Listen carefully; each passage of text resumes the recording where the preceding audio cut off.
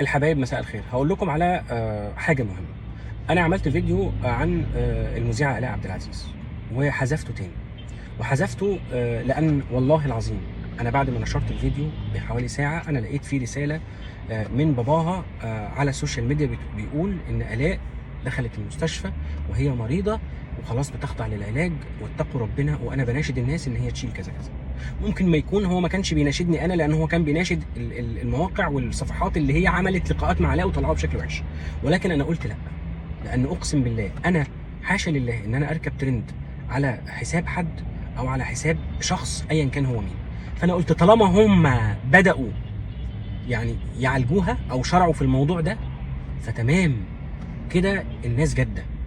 بس سؤالي للاستاذ عبد العزيز والد الاستاذه آلاء عبد العزيز، انت كنت فين طول الفتره دي؟ يعني ليه ما حاولتش تمنع بنتك وانت طالع دلوقتي تتكلم وتقول احذفه؟ وانا بالفيديوهات بتاعت المواقع اللي صوروا معاه وطلعوه بشكل وحش واللايف اللي هم طلعوه، انت كنت فين؟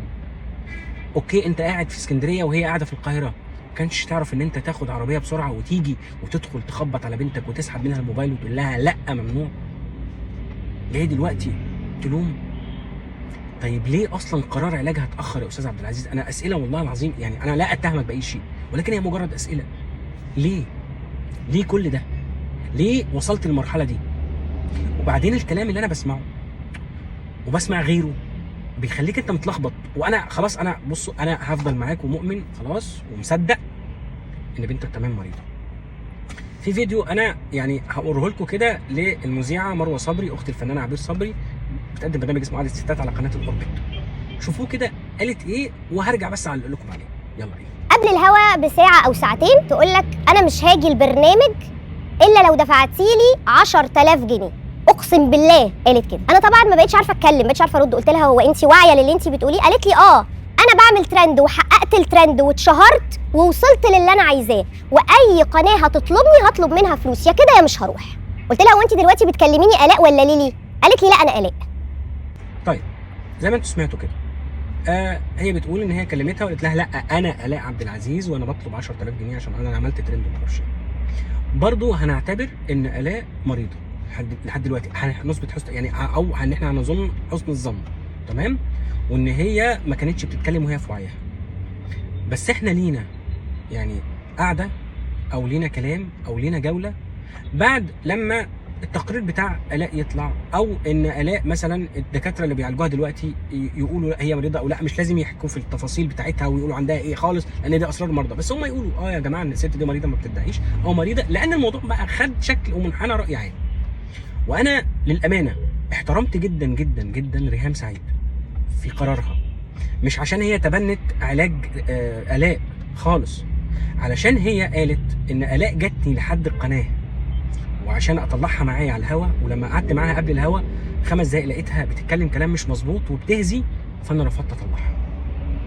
دي ريهام سعيد اللي انا بقى اعرفها. لو ريهام سعيد فعلا فضلت كده، ريهام سعيد هيتعمل لها شهاده ميلاد اعلاميه جديده، لان في الفتره اللي فاتت من وجهه نظري البسيطه ان هي خرجت عن المسار وحادت، وكانت بتعمل حاجات بالنسبه للجمهور مستفزه ودخلت في مشاكل كتير.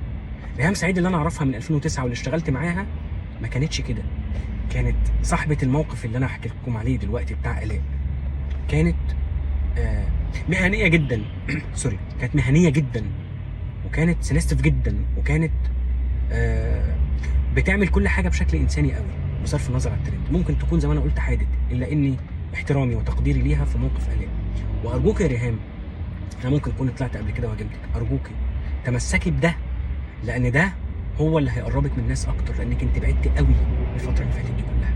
ربنا يشفي آلاء عبد العزيز لو كانت مريضه. هي دلوقتي في مصحه بتاعت الدكتور نبيل عبد المقصود اعتقد في الشيخ زايد، وفي كونسلت 4 دكاتره او 5 دكاتره، دكاتره سموم ودكاتره مخدرات ودكاتره نفسيين وهو الاخره بيتابعوا حالتها.